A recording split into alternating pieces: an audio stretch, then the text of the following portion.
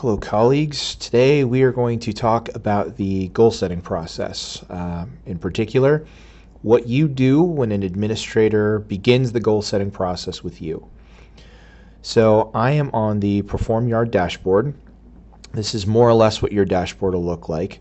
For the purposes of this demonstration, I've set myself up as a teacher, and I've got Krista set up as my manager.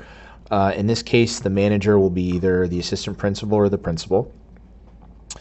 So right now, I have had Krista set up a goal setting process with me. I can tell that that's happened because it shows up in a few different places. Here in the main square under Review Forms, over here to the right under Reviews, and on this Review tab, if you click there, you can see, okay, here's a form.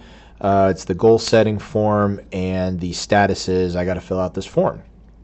But before I go ahead and open the form, I just wanted to take a brief moment to talk about the Living Framework.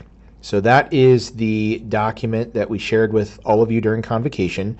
It includes 4 different student goals and a variety of teacher moves that live under each student goal. The reason I'm bringing this up and I'm asking you to sort of refamiliarize yourself with this document is because many of the questions that you're going to see under the goal setting form were taken directly from the Living Framework.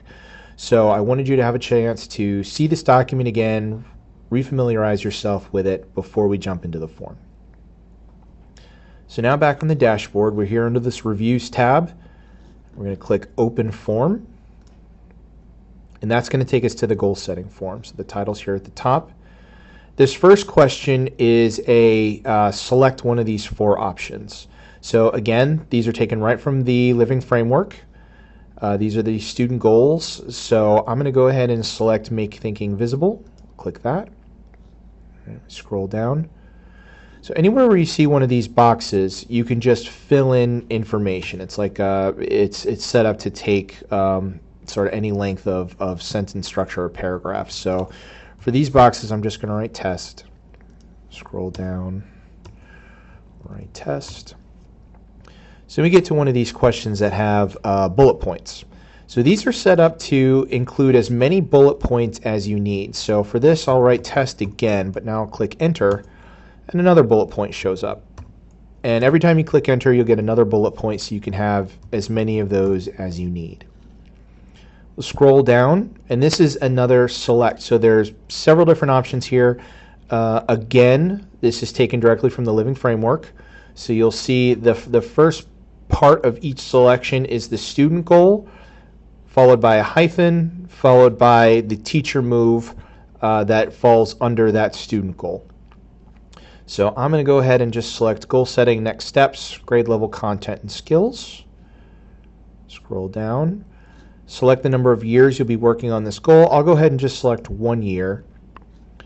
We have the bullet points again. So again, if you hit enter, you can get another bullet point if needed. We'll hit test here. We'll just do 1 bullet point for that one. So this is for multi-year goals. What might be the potential focus of year 2 and 3? So this is a required question. You can tell because of the little red star here. So I'm just going to put 1 year goal as my justification here, just so that the form will accept it that you put an answer there. And for here, we'll just put test. So let's say I feel good about this. I'm ready to go. There's a green button down here at the bottom that says submit. So when I click that button, you can see over here in the top right corner next to my name for authors, there's now a check mark here. So I'm going to scroll up to the top. I'm going to find the Go Rams icon in the top left corner. Anytime you hit that icon, it will take you back to your main dashboard page. So you can see now on the main dashboard page, if you go to Reviews, the form is gone. But don't panic, because this section is Forms I Need to Do. We're going to go ahead and click on Forms I Did. And you can see the status of this form has changed to awaiting sign-off by Krista Bachman. So Krista is going to review the form that I just submitted to her. And she has 2 options. She can either sign off on the form, which will mark it as complete, or she can send you feedback saying, hey, why don't we take a closer look at this, or, why don't we adjust our answer here? She sends you the feedback. You can make adjustments to the form, resubmit it, and then she can either sign off on it at that point or send you further feedback. So I will pause the video here and give Krista a chance to look at this and sign off on it, and then we'll take a look at your dashboard and how it changes once the form is complete. So Krista has reviewed my form. She has signed off on it. So now on the dashboard page under reviews, I go under forms I did. You can see the goal setting form is now completed. You can also go under the reviews of me tab to find anything that has been completed.